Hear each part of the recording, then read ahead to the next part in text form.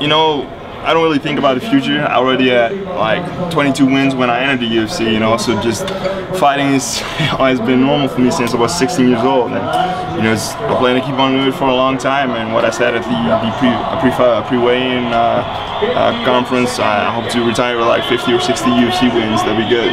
Yeah, well, you know, we warmed up and we wanted to get him on his back, you know, because we knew he would have no chance when I am there, you know.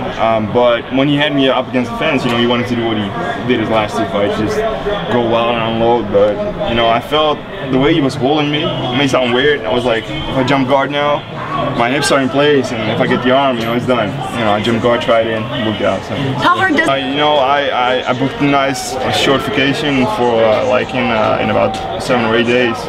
Gonna enjoy that, and I'm gonna go straight back into the gym. You know, I'm gonna eat healthy on my vacation and stay fit. And I'll be right back. You know, before you guys know it, I'll be back. I saw you had a... Yeah.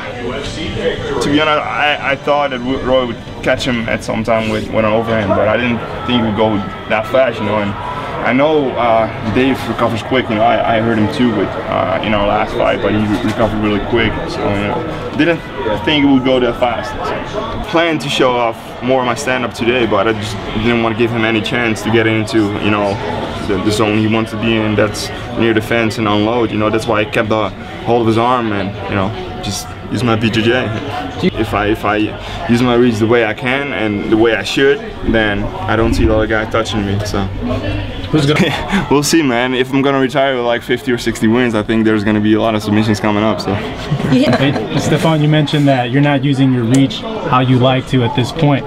Why do you think you haven't been able to use your reach the way you wanted to use it at this point? What's stopping you from getting that distance and being able to utilize it more? It's going the way, you know, I want it to go, and, you know, if I'm gonna use it as good as I'm using it in training, you know, then we're happy. But, you know, today, like, I wanted to show it off, but when I got a hold of him, I was like, yeah, you know, why give him another chance and just keep it easy, you know, take him down, or, you know, whatever. You know, I normally won't jump guard, but the way I had his arm, you know what I said, I just felt like I could get it, so I tried it and worked out, so it was good. So it was a product of circumstance, you know, what just happened to happen in the fight? Yeah, you know, we wanted to see what he did. You know, the thing was, we were thinking he would come straight at me and just brawl, what he did, or he would go back and let me come at him and then counter.